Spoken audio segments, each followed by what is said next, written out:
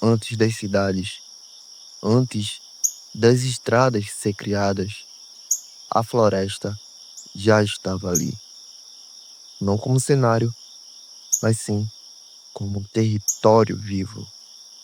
Em certos lugares, o silêncio não é ausência, é presença. O vento passa entre as árvores como se soubesse onde tocar. As raízes guardam algo que nunca foi dito. Por isso, ao longo da história, muitas culturas não viam a floresta apenas como natureza, evitavam certos territórios verdes, não por medo do que vinham, mas do que sentiam. Algo antigo, atento, algo que não precisa se mostrar para existir. A floresta não apenas observa, ela julga. A ideia de que florestas possuem espíritos aparece repetidamente na história humana. Ela surge em mitologias, rituais e crenças pelo mundo. Não são fantasmas ou monstros, são presenças ligadas ao próprio território, algo que sempre esteve ali. E é exatamente sobre isso que este vídeo fala. Olá, pessoas! Sejam bem-vindos ao canal Mente Alienada.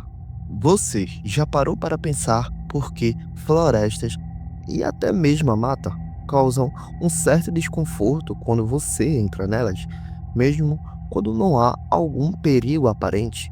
Hoje vamos falar sobre crenças antigas, estudos e relatos que tratam a floresta não como um lugar vazio, mas como algo que também observa. Então, antes de continuar, se inscreva no canal e deixe o seu gostei. Isso ajuda o conteúdo a continuar existindo e você a não se perder nas próximas histórias. Vamos pro vídeo.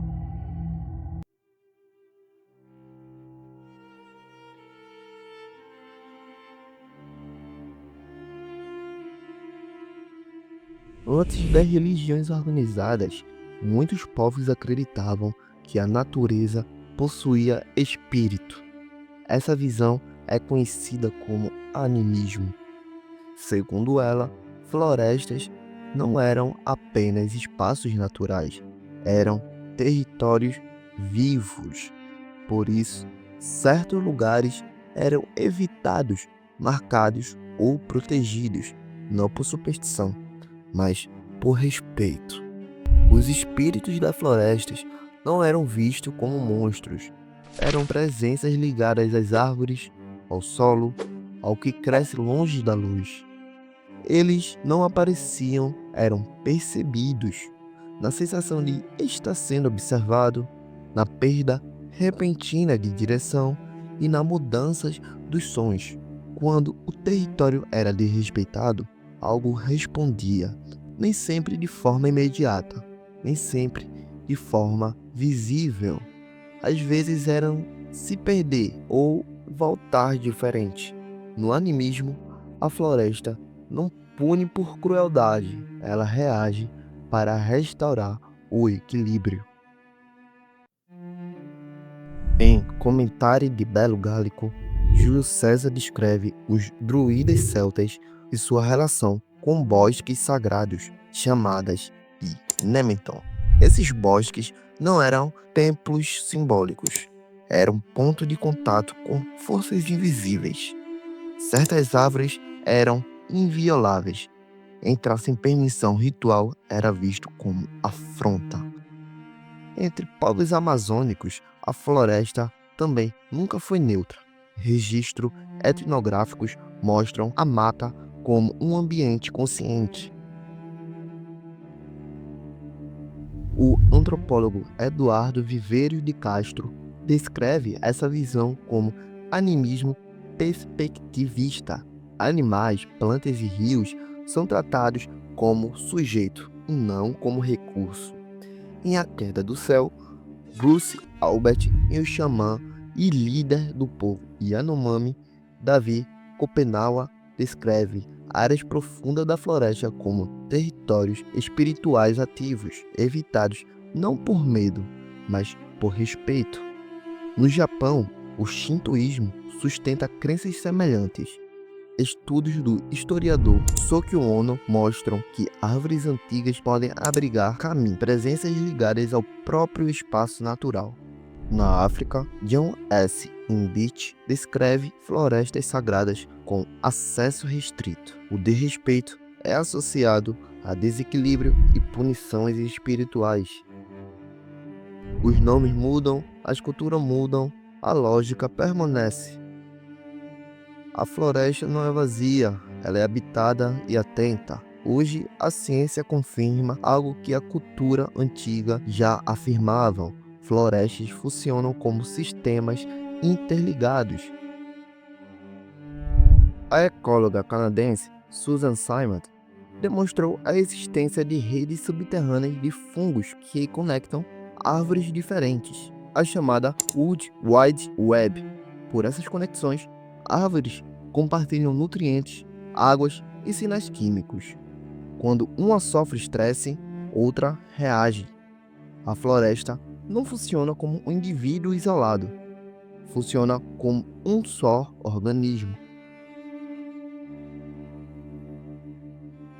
Mesmo com mapas, satélites e monitoramentos modernos, florestas continuam associadas a desaparecimentos.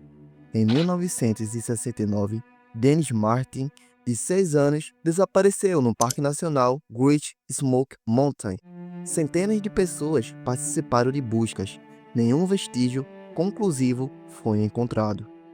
Em 1925, o explorador Percy Fawcett desapareceu na Amazônia. Registros indicam que a expedição avançou por áreas evitadas por povos locais.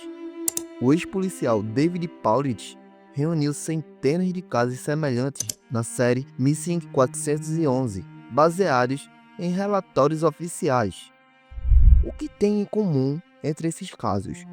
Desorientação súbitas e ausência de rastros. Estudos em psicologia ambiental indicam que sobreviventes de longos períodos em florestas densas podem representar retraimento e percepção alterada do ambiente, mas sempre é o mesmo padrão.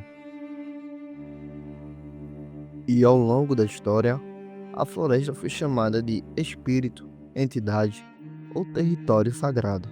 Hoje é analisada por relatórios e estudos científicos. Culturas impuseram regras, religiões criaram limites. A ciência registra ocorrências e ainda assim, certos lugares continuam sendo evitados.